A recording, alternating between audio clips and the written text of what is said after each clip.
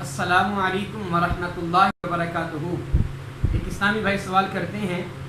कि मुतल्लका औरत की इद्दत क्या है, और अगर मुतल्लका औरत को वापस में घर लाने का इरादा रखता हो खामन, तो उसका तरीक़ाकार क्या है, इसकी वजाहत फरमाएं। जी देखें मेरा भाई, वजाहत इसकी ये है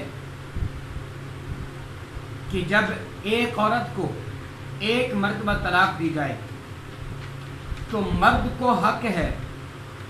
कि 3 माह से पहले उस औरत के साथ अगरचे वो रुजू करना चाहता है,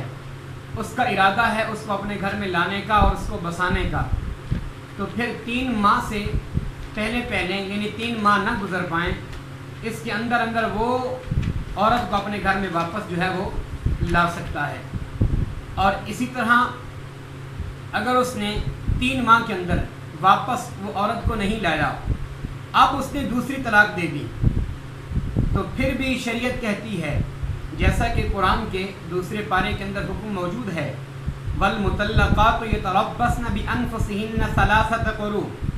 कि औरतें जो हैं वो अपने आप को 3 तोहर तक रोक के रखें, यानी कम अज़ कम 3 मेंसेस उनको आ जाएं तो फिर आगे जाने का वो सोच सकती हैं, लेकिन इससे पहले उनके मर्दों को हक है कि वो उनको वापस ला सकते हैं।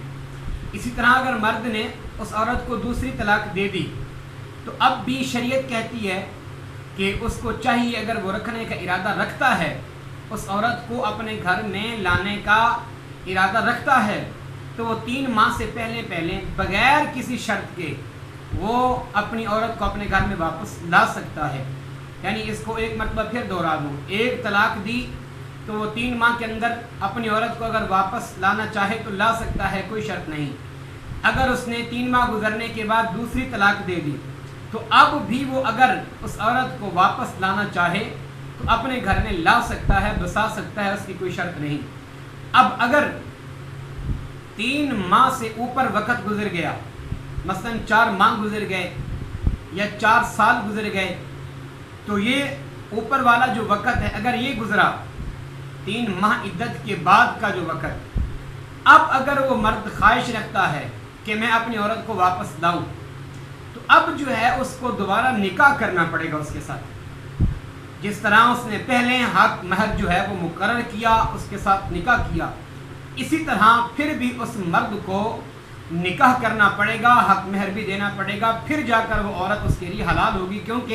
ये इस तलाक को तलाक़ रजई कहते हैं। जब तलाक़ रजई हो जाए तो फिर उसके लिए दूसरी मरतबा निकाह करना ज़रूरी है, यानी वो वक़्त गुजर जाए, इद्दत के दिन गुजर जाएं, तो फिर अगर उसको वापस लाना चाहेगा तो फिर उसके साथ दोबारा निकाह करेगा। अगर 3 माह के अंदर अगर वापस लाना चाहे तो फिर उसको निकाह करने की भी ज़रूरत नहीं है, वो उसके लिए हलाल है, वो उसको वापस ला सकता है। इसी तरह एक तलाक दी, 3 माह के अंदर वापस लाना चाहे ला सकता है।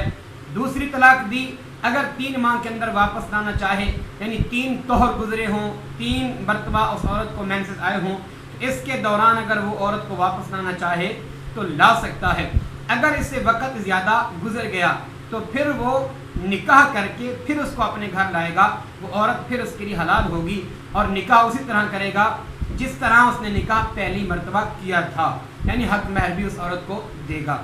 अब अगर तलाक 3 मरतबा उस मर्द ने औरत को दे दी, तो अब ये है, अब वो बिल्कुल वो औरत इस मर्द से आज़ाद है। 3 तलाक़ें लेने के बाद औरत 3 माह इद्दत गुजार के आगे फिर अपना वो निकाह कर सकती है, उसको इजाज़त है शरीयत की तरफ से। तो अब अगर वो मर्द चाहता है कि मैं इस औरत को अपने यहाँ वापस लाऊं, चाहे वो इद्दत के दौरान है चाहे इद्दत के बाद है, क्योंकि ये जो पहला मसला था उसके अंदर नरमी है, माफ़ी है कि वो वापस ला सकता है, लेकिन अब जिसने तीसरी तलाक दे दी, अब उसने औरत को फारिग कर दिया, तो अब अगर वो वापस लाना चाहेगा तो फिर उसके लिए शर्त ये है जो कुरान के दूसरे पारे में है कि हत्ता तनकिह ज़ौजन गैरा, फिर वो उस औरत का निकाह किसी दूसरे मर्द के साथ कराएगा, और फिर वो जाकर वो मर्द उस औरत को तलाक देगा, फिर वो औरत 3 माह इद्दत गुजारने के बाद پھر جا کے وہ اپنے پہلے خامن سے نکاح کر سکتی ہے، ورنہ نہیں۔ یعنی آپ اس کو مزید اچھی طرح سمجھ لیں، ایک مرتبہ طلاق دی تو 3 ماہ کے اندر آپ اس کو واپس لا سکتے ہیں، دوسری مرتبہ طلاق دی تو 3 ماہ کے اندر واپس لا سکتے ہیں، کوئی شرط نہیں۔